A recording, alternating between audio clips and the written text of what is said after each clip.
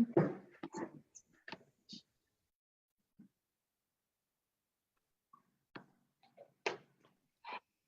I think we're ready to go. Get your cat.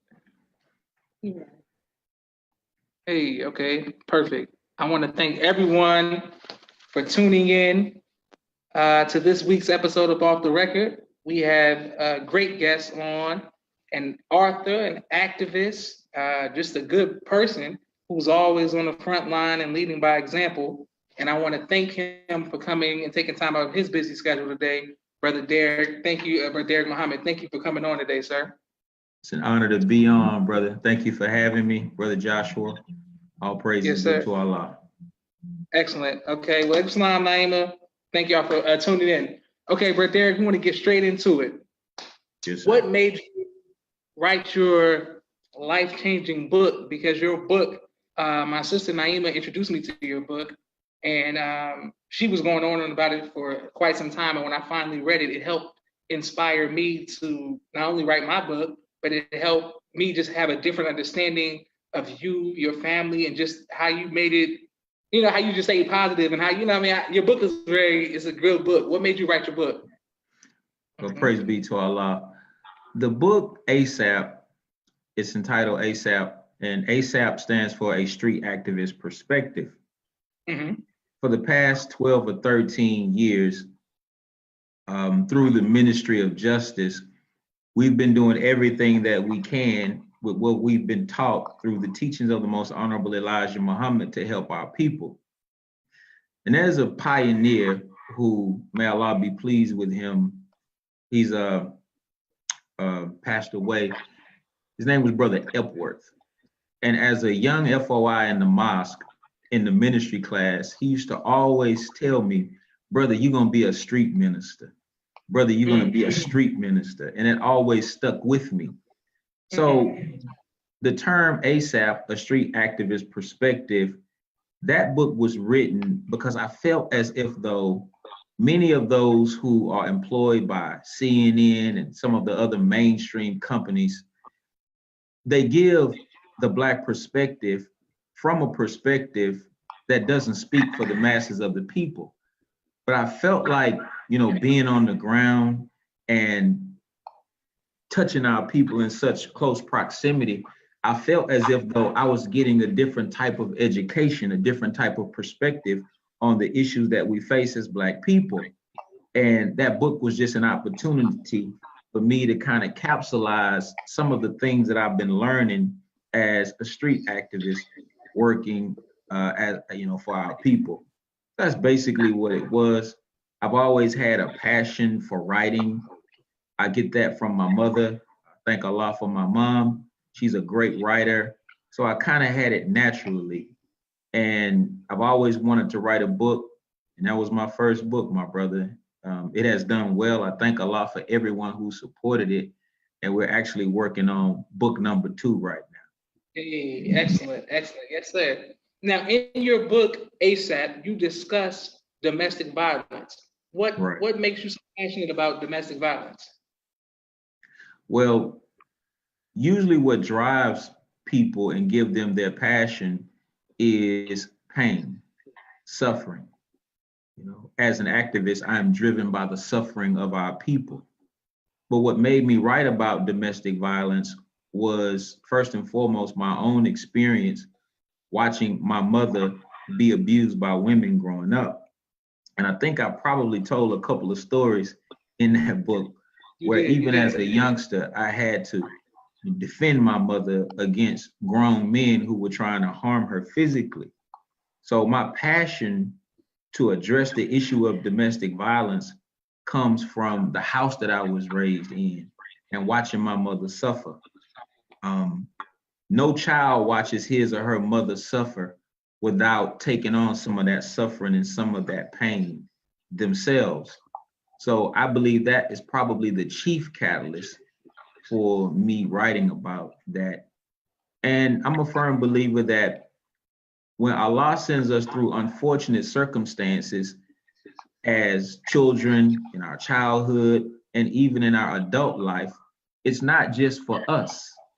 it's for those around us so that they'll know first and foremost that we're not perfect. As the Honorable Louis Farrakhan teaches, we didn't fall from heaven, we came up out of hell.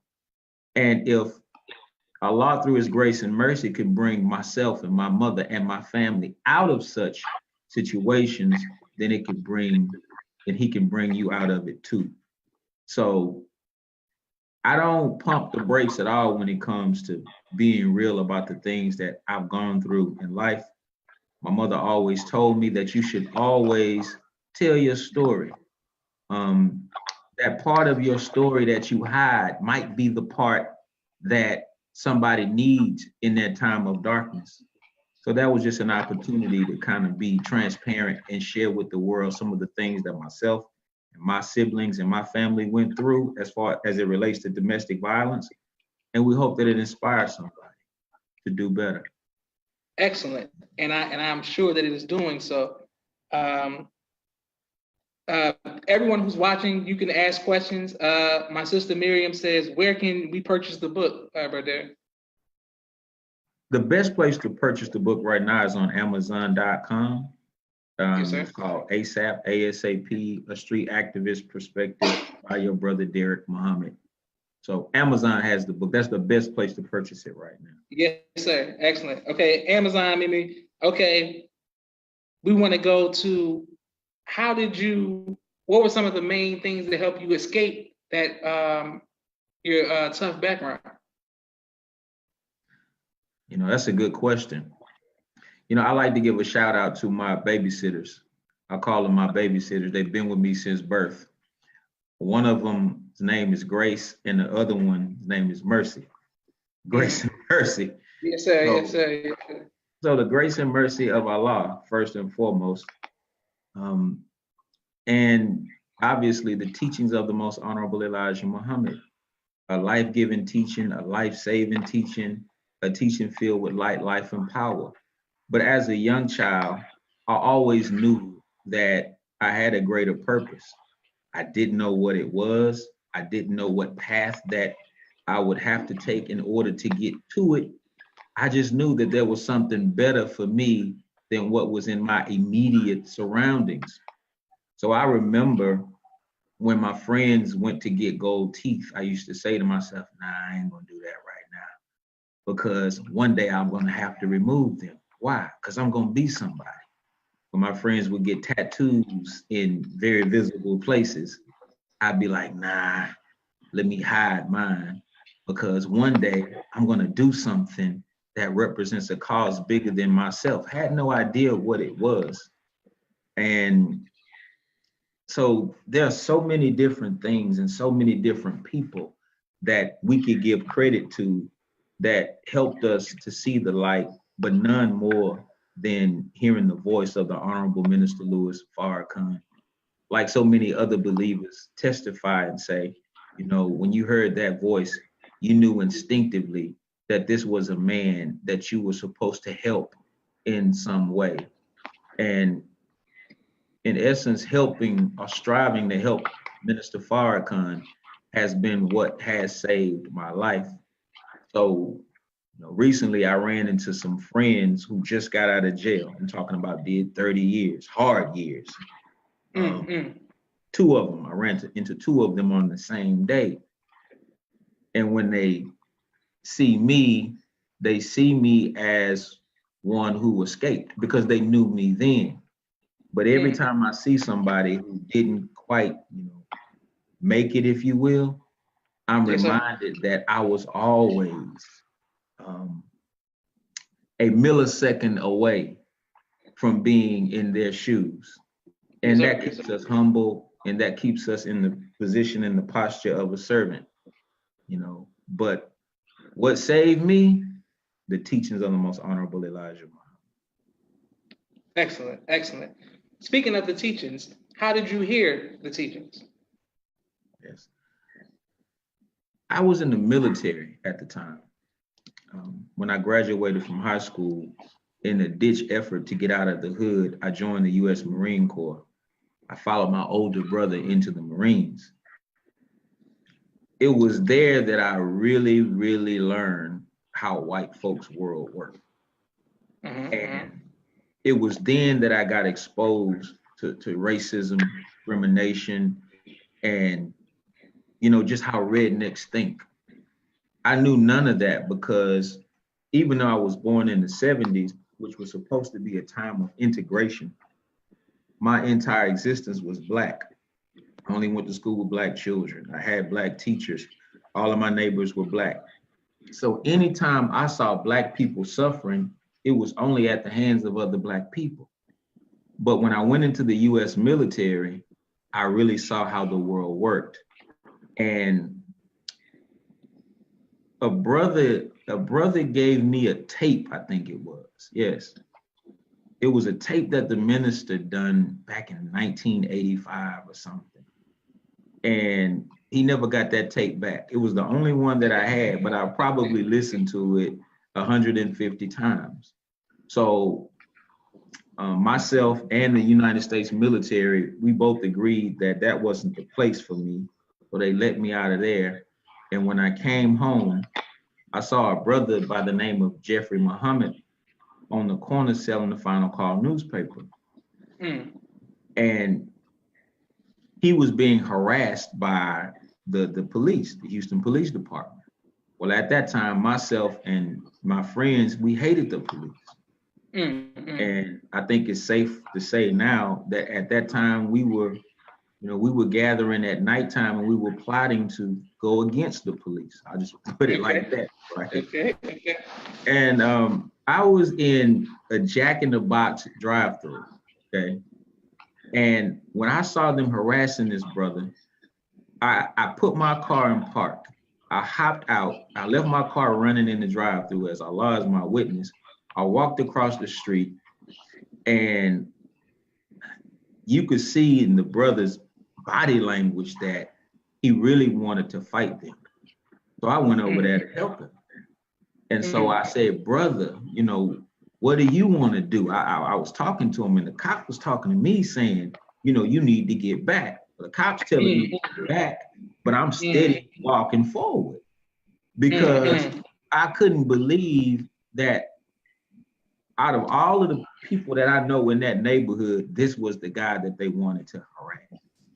Well, that being said, when Brother Jeffrey turned around and saw me being aggressive, he calmed down. And then he told me to calm down. And he said, go and call the mosque. So I asked him what was the number. So he gave me the number out loud. I ran across the street. Back then they had payphones. Picked up the payphone, I called the mosque, and then another good brother, Brother Reuben Muhammad, may Allah be pleased with him, was the brother that answered the phone. Yes, and so he instructed me on what to do. I came to the mosque maybe a week or two later, and I joined that day. And that brother, Deric Muhammad, he's one of my closest friends. He's like my OG. That's my go-to brother. Yes, sir. So that's how I ended up joining the mosque. And I don't think that it is ironic that it was a situation that dealt with police brutality. And then I ended up in the Ministry of Justice, now dealing with cases like, dealing with police brutality. So I was always this person even before I accepted the teachings. But the teachings of the Honorable Elijah Muhammad showed me how to defend my people and how to help my people and how to serve my people in that capacity. Excellent, wonderful. And we want to thank everyone for tuning in. Thank you, Brother Desmond, for your bear witness, Brother Kareem Ali, Brother Malik, and everyone else who was tuned in. If you have any questions, please write them down in the comment section and we'll get right to them. When you said your older siblings, how many siblings do you have? I have 4 siblings. I have an older sister and an older brother and 2 younger brothers. Some of you may very well know one of my younger brothers, Brother Jesse Muhammad. That's my younger brother, who helps the Honorable Minister Louis Farrakhan with his social media. A lot of people don't know that we're brothers. Yes, sir. Yes, sir. I just found that out, maybe like 2 years ago. So yes, sir. Yes, sir. Okay, wonderful. Now, in your work in the community, I've seen you work with, Paul Wall or Jay Prince or like people in Houston, Bundy or Trader Truth. How has the celebrities in Houston treated you in your activism and in your work to help better serve the people? I have been blessed to have good relationships with all of these brothers. Yes, sir. Um, how have they treated me? Honorably, honorably. And I think that's because I've done my best to try to represent the Nation of Islam honorably to them. And I feel as if though, as the Honorable Louis Farrakhan has set the example for us, as members of the Nation of Islam, the Honorable Elijah Muhammad literally gave us an agenda. We already have a set agenda on Yes, the sir. back page of the Final Call newspaper. So when we meet these, very influential brothers and sisters in the entertainment industry, we try to find common ground where that agenda is concerned. That's how it starts. But then, if you're a sincere person, no matter who the individual is, be they famous or they might even be homeless, people will feel your spirit. Yes, And sir. when they Yes. feel your spirit, they'll gravitate toward that. So I've had good relations with the brothers in the hip hop industry, some pretty well known athletes that we work with on community programs. And some of the relationships that we don't make public because, well, I don't even have to explain why we don't necessarily make public. But I'm just a firm believer that everybody has a role to play in the liberation of our people. And what we strive to do with building relationships with influential people like rappers and whatnot is just help them to find what that role is and just to try to help them along the way in their growth and development in that role. In order to do that, you can't be judgmental. Yes, sir. That's number one. Number two, you just have to be genuine with folks. I feel like we live in a day and age where, especially young people have a sixth sense. If something is fake, they can smell it coming a mile away. Yes, sir. Yes, sir. Yes, sir. But when something is real and sincere, they can smell it even faster. And I think that's the biggest thing, just being real and being sincere. But I teach my children all the time. If you walk into a room and there's a janitor over here and then there's a senator over here, you always go and speak to the janitor first. And you treat the janitor like the janitor was a senator, because the senator can't be a senator without the janitor. What does the minister teach us? You always focus on the little people first. Yes, sir. He Yes, said sir. if you go after the little people, then the big people, big shots, whatever, will come after you. But we just strive to stay humble, my brother, and help who we can, when we can, while we can, with what we have. And if the person that you helping just happens to be an entertainer, you treat them just like everyone else. Yes, But sir. we've been received very well by the brothers and sisters who have great influence in the entertainment industry, and we hope to continue working with them on various programs to help our people. Excellent. And we thank you. We thank you for holding it down in the community. What do you wish that you had known when you first started out? As in the activist world? Yes, sir. Yes, sir. What do I wish I would have known? Man, that is a very good question. The only thing that I could say that I wish I would have known was that, I really hate to say it, but I gotta be real. Yes, sir. You really get to see our self-hatred on another level. Mm-hmm. You really get to see it on another level.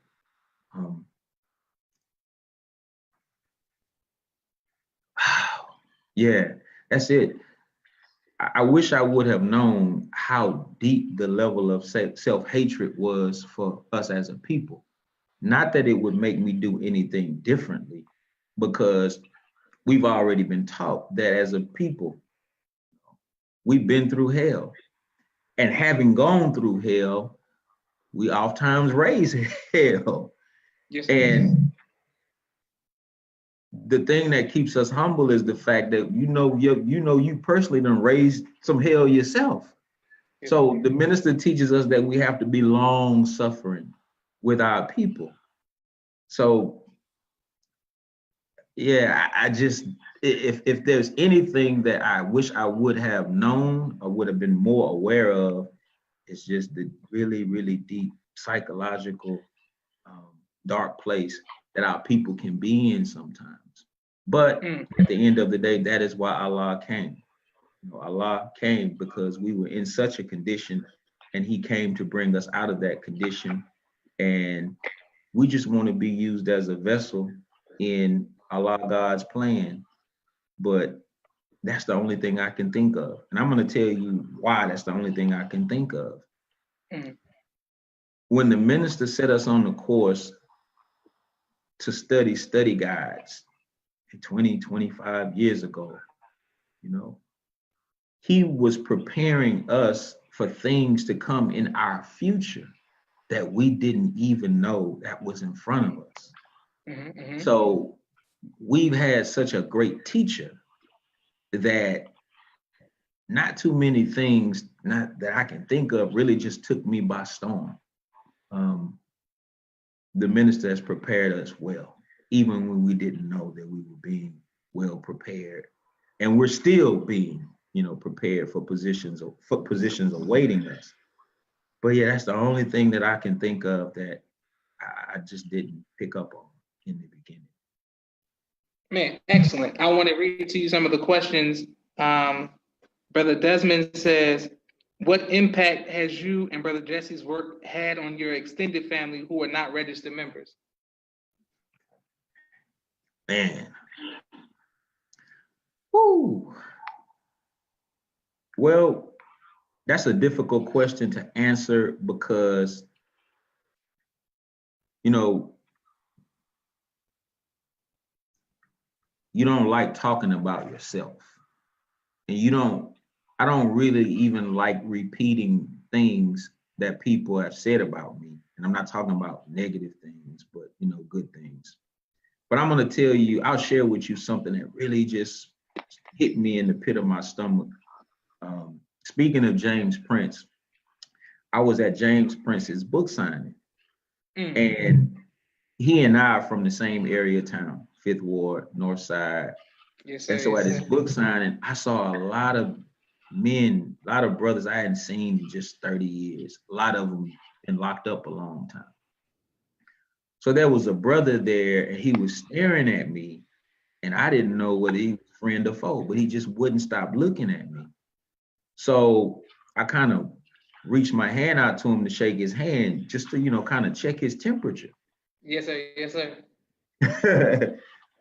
So he said, Deric Muhammad, right? I said, yes, sir. He said, I want to be just like you. Now, this was a grown man. And you know how Black men banter, yeah, I want to be like you when I grow up. I'm thinking he's just joking. So I'm laughing with him. And when I started laughing, he said, no, I'm serious. And he said, and if I don't make it, I want my son to be like you. So I'm only telling the story as it relates to your question, right? So that really hit me in my gut, because to be honest with you, men want their sons to be like them. They don't necessarily want their sons to be like another man. So for him to say that, I knew that he was serious. I have no idea what we may have done to inspire him to even want to say that, but that's a lot of responsibility. You understand what I'm saying? Yes, sir. if any work that I've done, and I think I can speak for Brother Jesse as well, has inspired anybody, anyone in our extended family to want to do better and be better, then all praise is due to Allah. And if a man could look at me and say that he wants his son to be like me, then that's only because on some level we strive to be like the man that has been an example for us all. And to the degree that we're trying to become a reflection of him, and our key word is striving, then maybe, just maybe, we'll inspire people. So I've heard some really out of this world things said about, Brother Jesse and the work that he's done, and myself as well. And this is only because people know where we come from, And I'm a firm believer that, a man's success is not judged by where he is. A man's success is judged by where he came from, the road he had to travel to get to where he is, and the man that he became in the process. Yes, sir. Yes, so sir. We're works in progress, but inshallah, we're inspiring someone just like the Honorable Louis Farrakhan has inspired us. Praise be to Allah. You definitely are, sir. What are you most passionate about? I'm most passionate about justice. The same way a boxer is passionate about fighting, I am passionate about fighting. The flag of Islam has three components. There's freedom, justice, which is represented by the star, and equality. We can't have freedom or equality if we don't get justice. The Honorable Elijah Muhammad said that justice is the principle of fair dealing. And one of the reasons that Master Fard Muhammad came to America was to give justice to not just the Black man, but the white man as well. So I'm passionate about a lot of things. I love reading and learning. I love writing. I love being a father. I love mentoring. I love teaching and training that which I have been taught and trained. Yes, sir. But above all, I see myself turn into another person when it's time to fight for my people. So I think of all the things that I'm passionate about, activism and fighting for justice is probably at the top of the list. It's just who I am. I can't even tell you where it comes from, but I know it's who I am, and I'm proud to be who I am. Excellent, excellent. Yes, sir.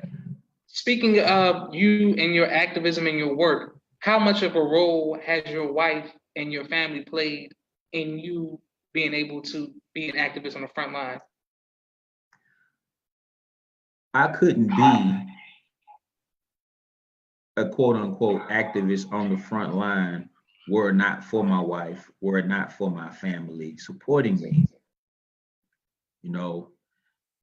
During MLK Day, I tell everybody that not only is it MLK Day, it's also CSK Day, Coretta Scott King, because there would be no Martin Luther King were it not for Coretta Scott King holding down the fort while Dr. King was out fighting the good fight for the people. Yes, sir. So the short answer is I couldn't be who I am or what I am were it not for my family. Another way of putting that is one of the reasons that I do what I do is for my family. I'll give you an example. If a little girl is raped in the community and we have to organize men to go to try and find who did this to her, when I go out and I fight for justice for that little girl, I feel as if though the evil that crept into her life, I feel like I'm beating it away from my own children when I fight for somebody else's child. Yes, That's the psychological formula that I use when we go out and fight for the people. When you go and help another Black family, you feel like the thing that inflicted them, you beating it. If I can catch the person who abducted this child, then that person is less likely to abduct one of my own children. Yes, sir. So my family is a driving force in that way as well. I have a daughter who is 20 years old, Nama Muhammad. It's my baby girl. She's not my baby girl, but that's my number one. Very activist minded as well. Matter of fact, she's a firecracker. I have to calm her down sometimes, but she's so much like her father. So the way that I'm inspired to be a more mature version of myself, I'm inspired to do that, to set the example for her so that she could be a more mature version of myself, I guess I should say, as an activist as well. So trying to set the example for my children that the rent that you pay on this earth is helping other people, even when other people aren't in a position to help you. I hope Excellent. I answered the question. Oh, you absolutely did. We have some other questions from the audience as well. I want to make sure that I give credit to the Cheesecake Heaven at Chicago. The number is 510-575-3694. This is our sponsor of this week's episode. You can reach out to Aisha Muhammad Stokes, and she has some great cheesecake. And we want to thank you for sponsoring this week's episode. Right, buy Black. Yes, sir. Yes, sir. Can you? This is Kareem Ali. Can you, Brother Deric, how do you inspire the believers to help organize and mobilize and serve the victims of our community of police brutality and injustice? Thank you for your question, my dear brother. I think what we have to do is we have to first and foremost be clear on what our duty is as believers. The supreme wisdom is clear when it talks about the 85%, the 10%, and the 5%. And while the 85% are the poison animal eaters and slaves to mental death and power, it follows up and makes the point that the 85% is the responsibility of the 5%. So the first thing we have to do is we have to be clear on the fact that it is our responsibility, not just to come to our people's aid in cases like, where police brutality has taken place, but any and everywhere our people are suffering, we have to come to their aid. Now, you don't have to wait for somebody to get beat up by the police to help our people with the issue of police brutality. As a matter of fact, the job of the 5% is to teach and train the 85%.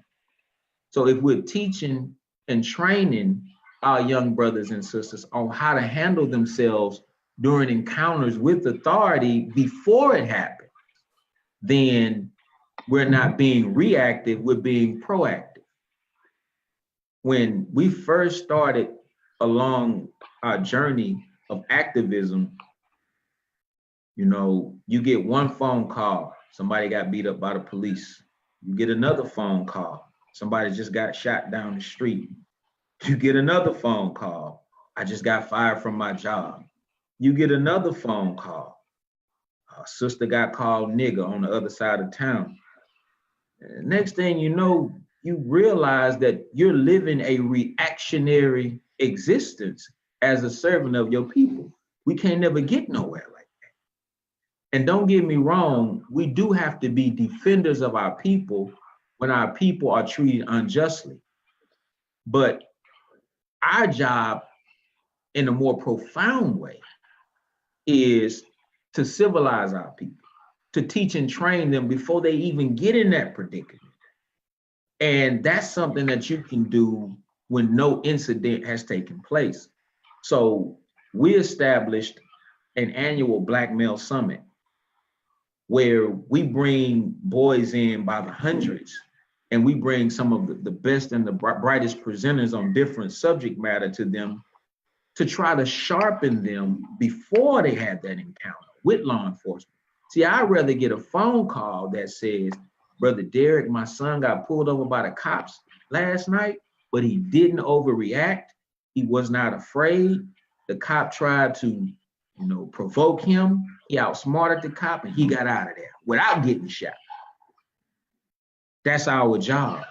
So how do we mobilize the believers to do so? I think the best way to do that is to mobilize the believers through the ministries that we've been given by the Honorable Minister Louis Farrakhan. And if we would actually take each ministry and just move out and just start helping people, then I think that Allah will be pleased with us. But I think I want to say, I think I answered this question. That's the best way to mobilize the believers. First and foremost, recognize that it is our duty to fight for justice for our people. Remember, it's a part of the flag. It's a part of the flag. And as we fight for justice for our people, I think we'll be doing our duty as the 5% and helping the 85%. Excellent. And we thank you for your questions, and thank you for your great answers, sir. What advice would you give to future fathers, just based off of your experience of being a father? What advice would you give to future fathers who have yet to become fathers? My advice to future fathers who have yet to become fathers is understand the magnitude of the role of a father. I don't care how deep you think it is, I guarantee you it's a whole lot deeper than you think it is. Okay. I grew up without a father. I met my father when I was 8 years old, and he died when I was 11. And in the 3-year period that I knew him, I may have seen him maybe 10 or 15 times, if that. Grateful for my father, grateful for him. But nobody taught me how to be a father. I didn't have an example of fatherhood. So when I had my first child, I was a young Muslim when I had my first child, and I thought I learned enough just in FOI class to make me a great father. But I made mistakes with that first child. Then I had my second child, and I didn't make as many mistakes as the second one as I did with the first one, but still made mistakes with it. It's just like anything else you do, brother. That first child, you're gonna make mistakes that you probably, hopefully not gonna make with the second or third. That is, if you're working at improving. And if you have not had a working, functional example in your household of what a father should be, it'll be that much more difficult for you. So if you have ambition to become a father, if you are an expecting father, take it seriously. I mean, read books on it. Listen to lectures about fatherhood. And most importantly, be willing to sacrifice certain aspects of yourself in order to become a good father, because when you become a father, it is no longer about you. It's no longer a part of you dies so that the father in you can live. So as men, we all have our little selfish ways. We all have our little, egotistical ways. We have little things that we like that we don't want to sacrifice. Listen, when you bring a child into this world, you are no longer running the ball. The child is running the ball, and it is your job to block for the child. I'm not a running back. I'm a blocker. I know that. Yes, sir. Yes, sir. Because, I call it the 4 E's of fatherhood. There are 4 things that fathers have to, be mindful of in 4 bases that we have to cover. They call it child support in the white man's world, but we just call it fatherhood. One of the E's is economics. You want to be a father, you're going to have to get serious about your economics. You have to. You have to feed, clothe, and shelter the child that Allah has brought into this world through you. Remember, the child is not yours. The child belongs to God. He just put the child in your care.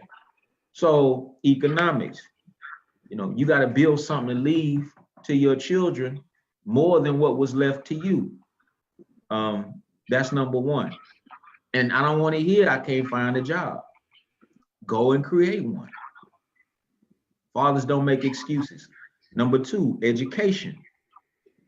It is not the public school system's job to educate our children. That's on us. That's on us. But you can't give your child an education that you yourself don't have. So as men, we have to acquire knowledge and pass it on to our children. And I'm talking about proper knowledge, knowledge of God, knowledge of self, knowledge of the time and what must be done. The third E is encouragement.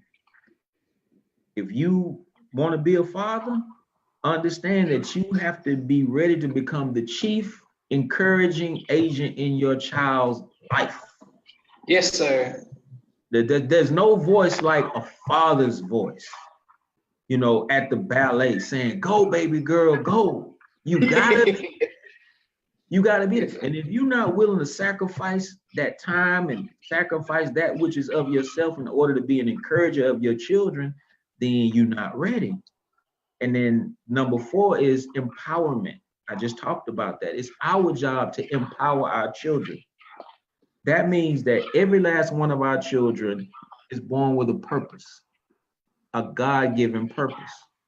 But how are they going to achieve that purpose if they don't have the tools necessary in order to achieve that purpose?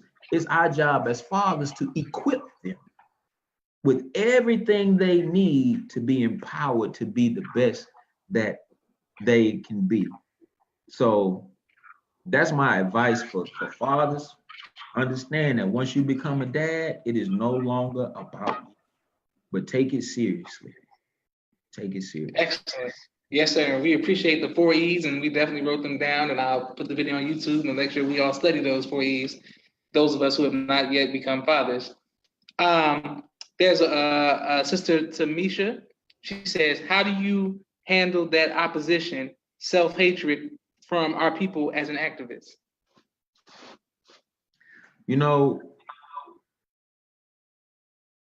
I was always taught this. You have to love Black people more than Black people hate themselves. And you have to also have a working knowledge of not just the condition of Black people, you have to have a working knowledge of how we got that way. So those are 2 things: love, knowledge of how we got in this condition. For if you know how we got into this condition, we didn't get into this condition overnight. And if Black people didn't get into this wretched condition overnight, then we won't be freed and delivered from this condition overnight. So it takes time. But even more than anything, even more than any of that, we have to have faith, my sister, that what is written in the prophecy about Black people is 100% the truth. Yes, sir. Yes, sir. When the scripture teaches us that the last shall be first, and that God would come and use the foolish to confound the wise, there's no other people more foolish than our people. Unfortunately, I hate to say it that way, but it's true. We become a foolish people, but that is who God comes to use to prove his power.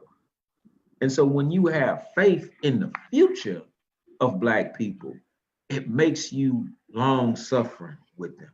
Now, at the same time, that's the general side, but there's a real side to it too. I mean, a human side to it too. You know, there's some dangerous white folks out here, but there are also some dangerous black folks out here. Don't play with either one of them. Don't play with either one of them. So we really believe in Allah's promise for our people. Our job is to work toward that, but at the same time, we have to be wise in the way that we move. I think that's the best way I can answer the question. Thank you for the question. Yes, thank you for the question, just to meet you out there, and thank you, Brother Deric, for your excellent. I see you, Shakir. We come and see your question as well, Brother Deric. As you broke the 4 E's down for future fathers, what about for future husbands? What advice would you give to future husbands? The advice to future husbands is similar to the advice we give to future fathers. Mm-hmm. It is not about you. It is not. It is no longer about you.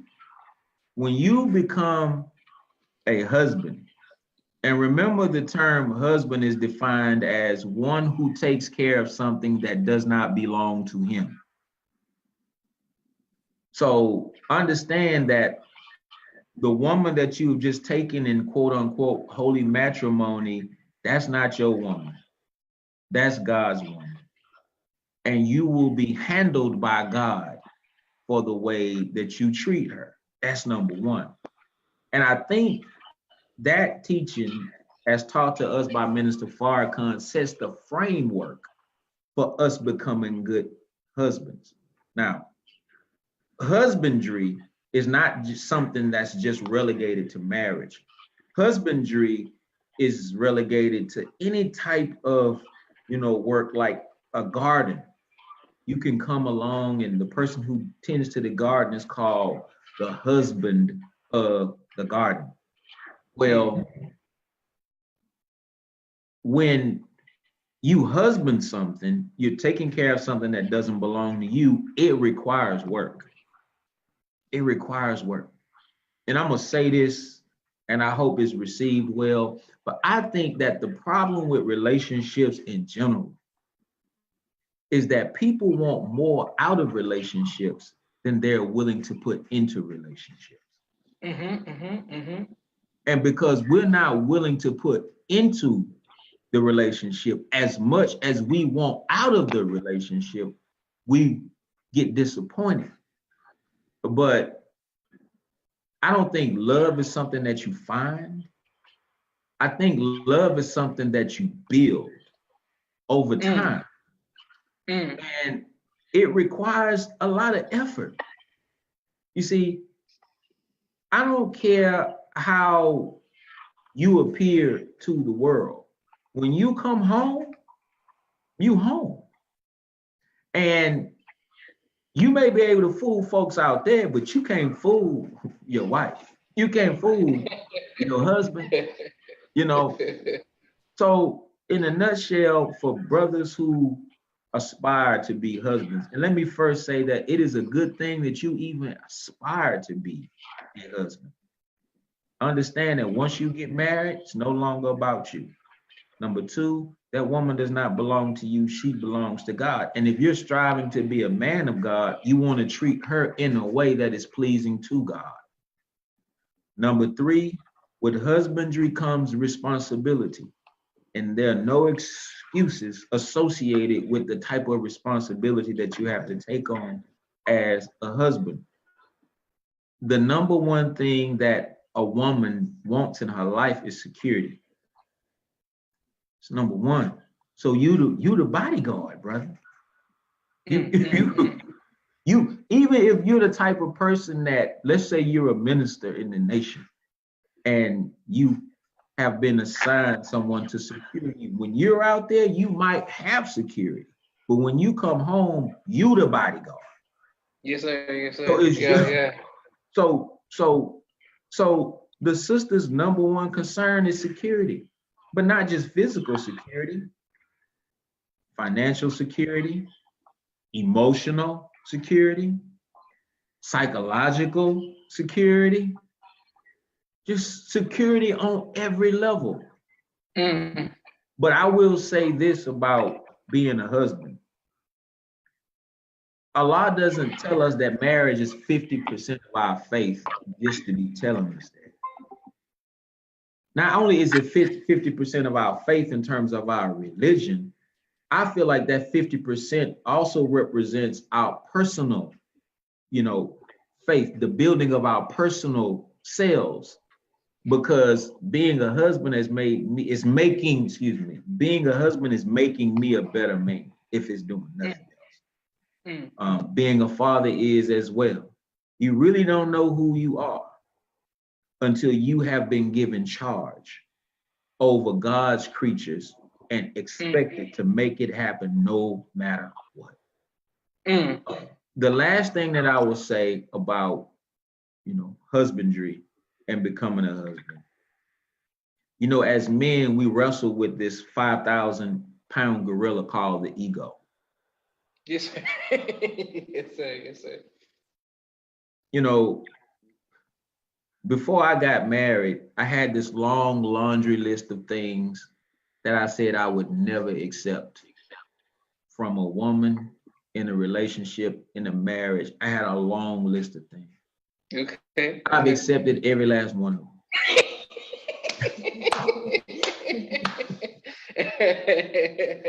Listen, everybody has their preconceived notions of what they will and won't tolerate.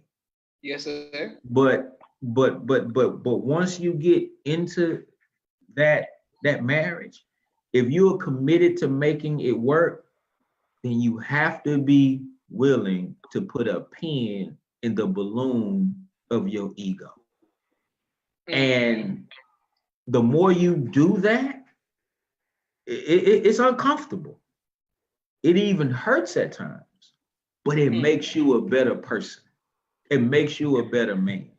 It makes you a more godly human being because EGO only means edging God out. So, we have this saying in the brotherhood that says, men sharpen men like steel sharpen steel. Yes, sir. Yes, sir. Man, if the brotherhood sharpens steel, then I'm gonna have to get with Brother Nuri to see how do you word what marriage does. Yes, sir. Yes, sir. It sharpens you, but be ready. Be ready if you want to be a husband. Start getting ready now. Yes, sir. Well, when you said you had this long list of things, how did you know that your wife was the woman to make you put that list away? Oh, you don't know.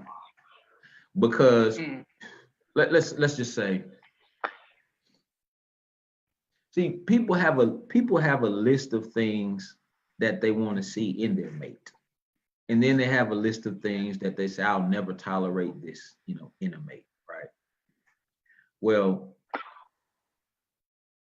when you actually get married, you're going to be tried by all of that. That's the point of it. You'll be tried by all of that.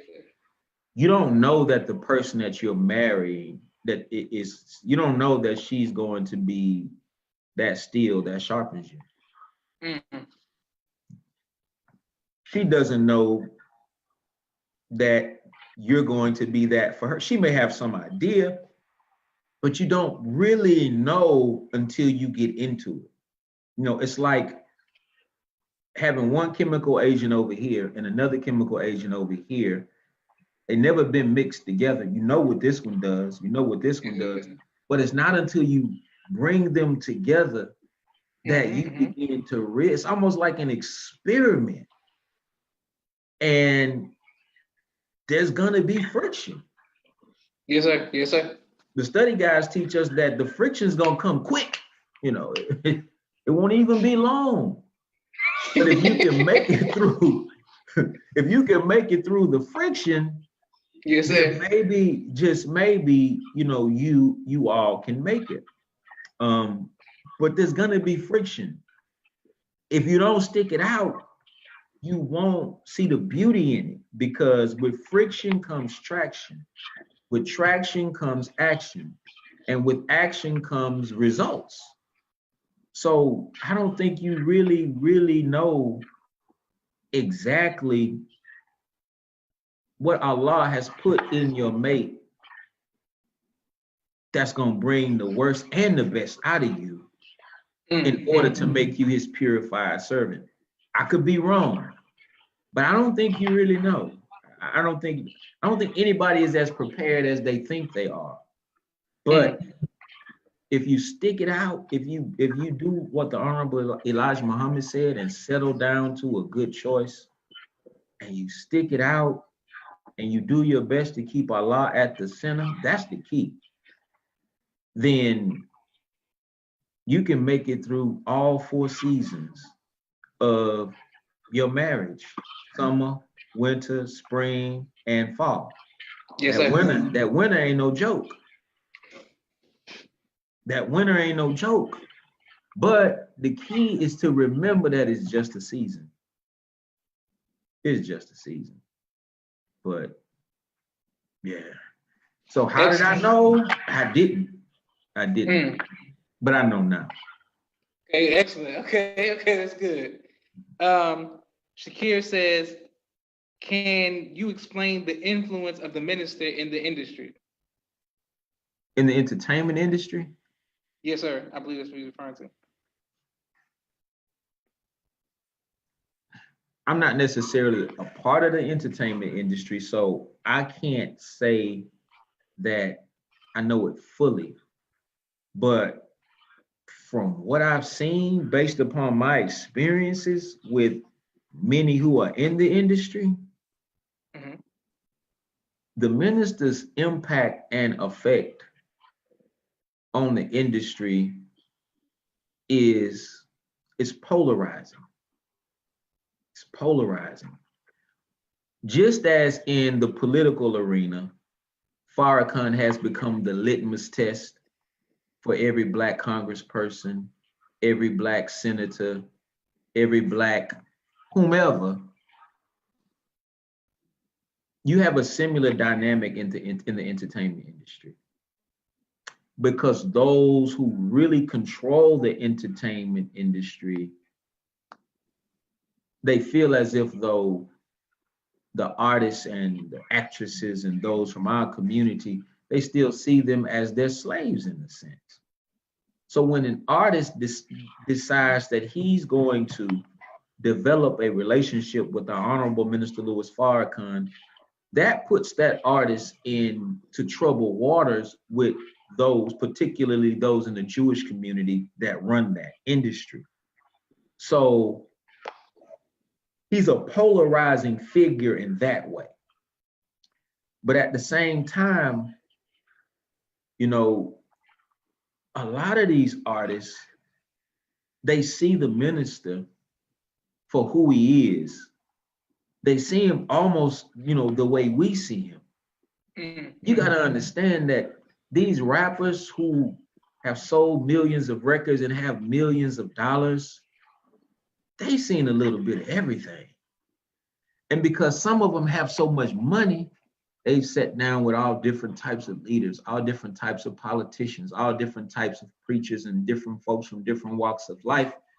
But when they sit down with the Honorable Minister Louis Farrakhan, they know that he is not like the rest of these Negroes. If they're blessed to be in his presence and they feel his spirit, I'm gonna tell you what Paul Wall told me. Paul Wall, as you know, is a white rap artist, right? Yes, sir. Yes, sir. And when the minister had a meeting, I want to say it was a couple of years ago, with rap artists in Atlanta, he called me. He said, "Man, I got an invitation to meeting with the minister, bro." And I was like, "Yeah, I heard about the meeting. They reached out to you?" He's like, "Yeah." So I actually was supposed to ride to Atlanta with him. He drove from Houston to Atlanta to go and meet with the minister. I was supposed to go with him, but I had a family emergency and I couldn't go. So he drove by himself. And then he got there, saw the minister, and he just kept going on and on about the minister's aura. He just kept going on and on and on. So when he was on his way, he left right after the meeting, he's on his way back. And I'm sure he wouldn't mind me telling this story. I got a phone call from him like 4 a.m. in the morning. I'm like, what's going on, bro? And I'm on the road. And I'm like, man, you didn't stay over? Like, no. So he started going on and on and on about the things the minister said at the meeting. And he's like, bro, I've been up all night. I'm about ready to take my shahada. I mean, the impact that the minister had on, and he didn't even speak to him, directly. It's the same impact that he's had on me and so many others. So his impact in the industry, based upon what we see right now, polarizing. And some of these artists, they don't care what these white executives say. They with the minister, gonna be with the minister, and it is what it is. Now, there are others who may not be that strong. And I don't care how many times you went platinum, I don't care how much money you have, you're gonna be tested just like everybody else. Mm-hmm. But the minister's impact on the industry, first of all, when you look at hip hop, it wouldn't be what it is today were it not for the work of the Honorable Minister Louis Farrakhan in the 70s in New York City and in the 80s in the rebuilding process. It runs so deep, but there are artists who love the minister. There are artists who I can sense their fear of the minister. They're being afraid that if they align themselves with the minister, or if they profess publicly their love for the minister, that certain doors will be closed. But like I told this one congressman who recently came out and denounced the minister,